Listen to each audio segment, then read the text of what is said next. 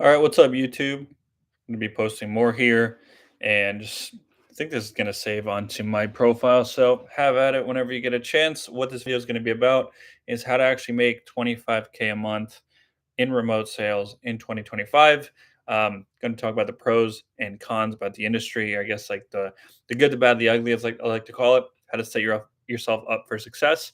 How to make money. How to live the life that you want, spend it with the people you care about, do things that light you up. For me, surfing, traveling, spending time with my lady, and spending time with my parents because they're getting older. So, uh, 2025. Look, I've been in remote sales for 5 years.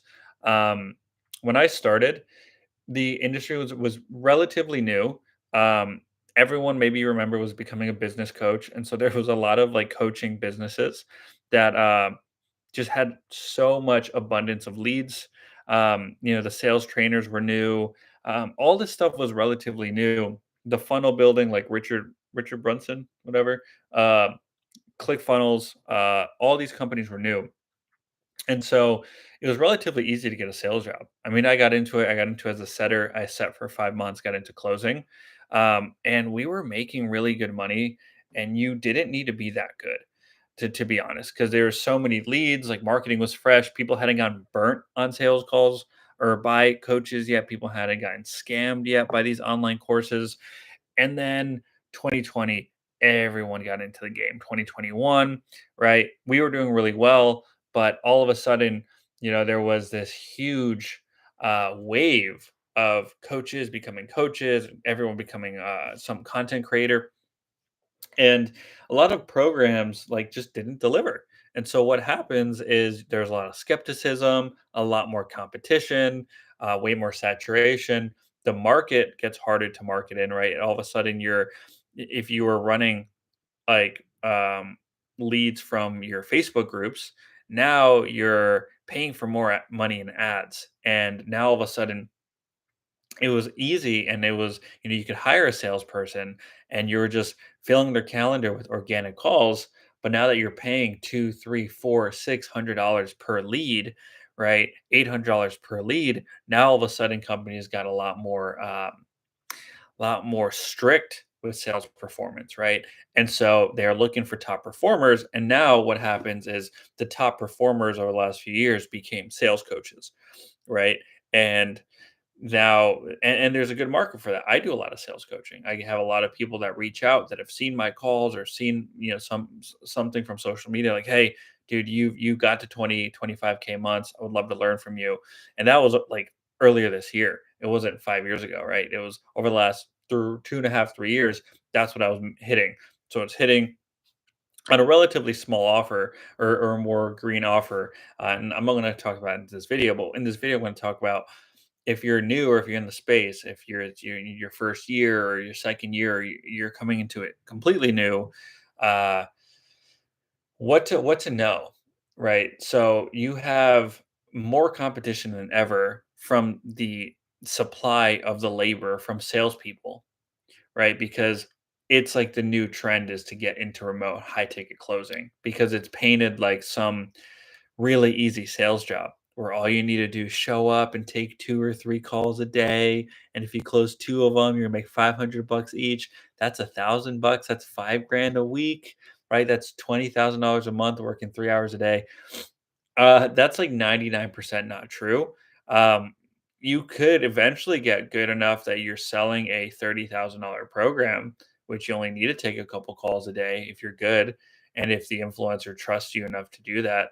But for most people, that's not happening, right? You're competing uh, for roles, especially the good ones, that have a plethora of salespeople to pick from, right? They have tons of salespeople that are willing to work commission only because that's what the standard is in this industry, because they spend so much on marketing for you to just show up, take calls off your laptop because it's less risk for the business. So, first thing is knowing who you're competing against. How are you going to stand out from that? Do you have somewhat of a personal brand? Right? That wasn't important 5 years ago, right? But now people like are it's in my opinion, Facebook's one of the best ways for you to connect with people. And then when they look on your page, do you look like you haven't touched your Facebook in 9 years since like college or high school? Or do you actually post about your education, what you're learning? Do you present yourself somewhat of a, like a professional, even if you're new? Second thing is, how are you growing your network? Right? Networking calls is one way. I mean, but if you're networking with other setters or other people that have no say in the hiring process, you're kind of wasting your time, right? But meeting, finding ways to meet sales managers, to meet closers that are on good offers that at least can put in a good word for you, right? Because it's getting more and more important to do that. Now, for when people message me like, "Hey, I would love to like, would you be open to a networking call?" I personally say no because I'm busy, right? So finding other ways to get around the right people, getting into sales training groups. Like I've done Objection Box, NDPQ. I've done a bunch of sales training programs. People reach out to me for coaching, and one of the biggest ROIs from those groups aren't just learning how to close better, or the right word tracks, or how to handle objections. It's also the network that comes from that, where people see you training every day. They know that you're consistent. They know that they can put their name on you. Then there's a higher likelihood of them referring you, and that's how I got in a bunch of my roles. It's through word of mouth and direct referrals.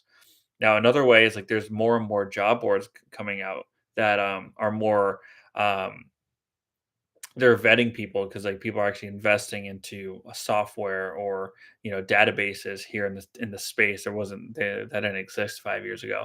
And another way to really stand out is also um, you can go through the agencies, the placement agencies, but you're paying 4, 5, 8 grand, and they do place you, and they do place you if you're good. They can place you on decent offers, but then you're going through like their very basic sales training because they make most of their money on actually placing you, but not if you perform or not, which is interesting. So those are a few things that you can do to really stand out. I think the biggest thing is really like honing your sales skills. Um, if you go through the placement agencies, I would because I've gone through it, you're going to be on group interviews initially. So finding ways for you to really stand out, finding ways for you to also reach out to smaller businesses, I think is really, really key. Um, but expect to be there to be way more competition. Your skill set needs to be a lot higher because or a lot more developed because if a company is spending $2 or $3,000 a week to pay for leads on your calendar, you need to perform, right? You need to bring in a certain level of revenue, and if you're not performing, you're going to get axed for someone else. And companies are willing to do that really quickly. When you're commission only, you're a contractor. There's very very little HR stuff they got to go through, so you get the chop and block pretty quickly. And there's no such thing as unemployment in this industry. At least I don't know. I've been commission only for 5 years, so few things for you guys to think about. If you want more help, drop a comment. Always happy to support. Cheers.